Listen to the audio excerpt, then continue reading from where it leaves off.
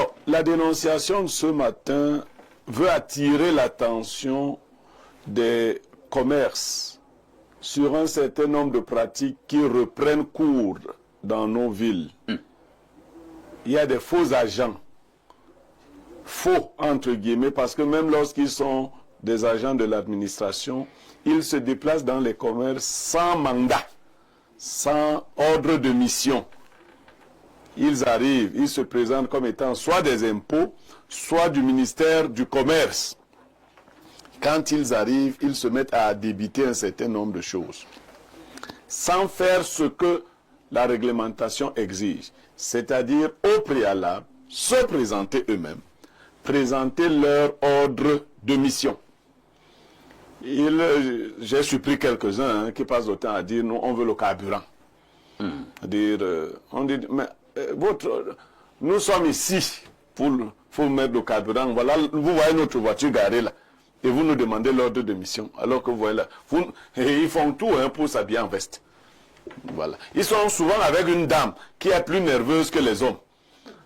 Elle est à côté avec les papiers. Soit c'est pour écrire les contraventions, soit c'est pour sceller et tout le reste. Parfois ici, à cause de cette pratique qui est mal organisée, certains faux agents, faux maintenant totalement, se sont aussi organisés. C'est-à-dire on fait un groupe de chômeurs entre nous, parfait un peu imposant. Je prends son costume, je prends Moubarak parce que toi lui parle beaucoup. Là il ne faut pas parler beaucoup. Il faut arriver, on est là pour un objectif. C'est l'argent. Moi-même je me mets devant. Et moi qui suis devant, c'est moi qui menace de...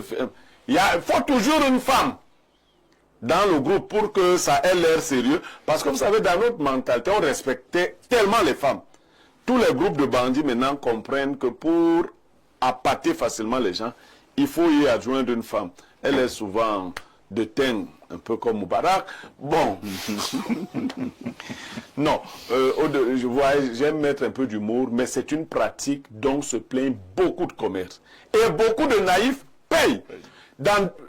Pour deux bonnes raisons. La première raison, c'est que beaucoup aussi ne sont pas en règle. Du coup, pour quelqu'un qui n'est pas en règle, le plus facile, c'est de négocier. Mais il se heurte aussi à une deuxième pratique, c'est que les Camerounais ne font plus confiance aux institutions. Dès qu'on te menace, tu dis que même quand je vais partir en haut là-bas, ce sera encore la même chose. Même ceux qui sont en règle, pour quelques-uns, ils se trouvent encore obligés de payer. Je veux donc attirer l'attention des Camerounais sur cette pratique. Donc, il s'agit des faux agents qui passent donc au niveau des marchés, ou bien au niveau des boutiques, comment on appelle, les brocantes, tout ce qui est commerce. Ils sont faux de deux façons. Ils sont de vrais faux, c'est-à-dire qu'ils sont totalement faux. Mais il y en a aussi qui se mettent en mission eux-mêmes, sans ordre de mission.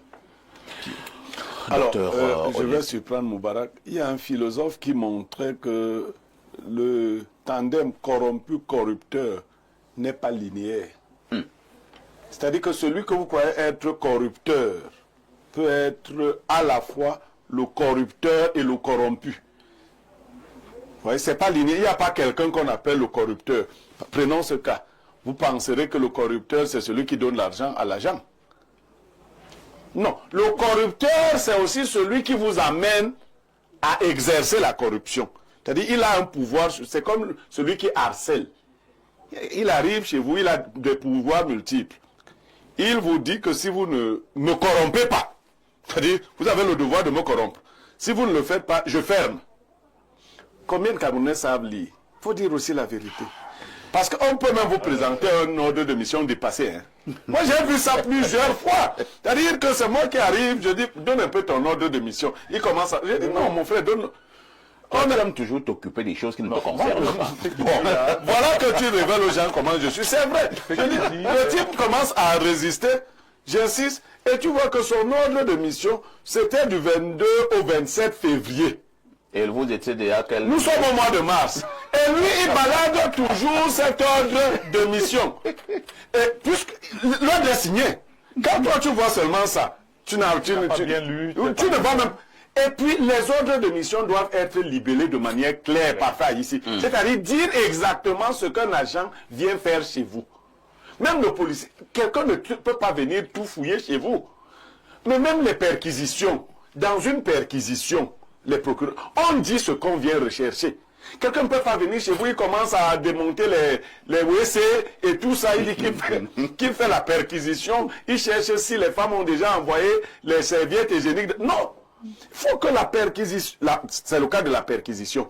C'est pour cela que lorsque vous trouvez autre chose que ce qui est dans votre ordre de perquisition, vous signalez, ça c'est une trouvaille incidente. Donc, je dis que il y a un seul individu qui est corrompu, qui vous oblige, de par son pouvoir, à le corrompre. Oui. Il y en a même qui vont plus loin, parfait. Il entre dans une boutique, il prend les choses, il met dans son sac. Ah bon? Oui. Il dit que ça, c'est pour le ministère du Commerce. Mais je dis que de toutes les façons, il ne te donne même pas la chance de le corrompre. Ce qui crée cette vulnérabilité-là, c'est la position irrégulière du commerçant. Je le dis parce que je suis d'abord commerçant. C'est-à-dire que... Tu es un commerçant et intellectuel, il faut ajouter. Oui, peut-être. Oui, ça joue. Parce que les gars n'aiment pas les gens qui parlent beaucoup français. Non. Quand tu commences à trop parler, il dit que bon, moi je parle. Ok.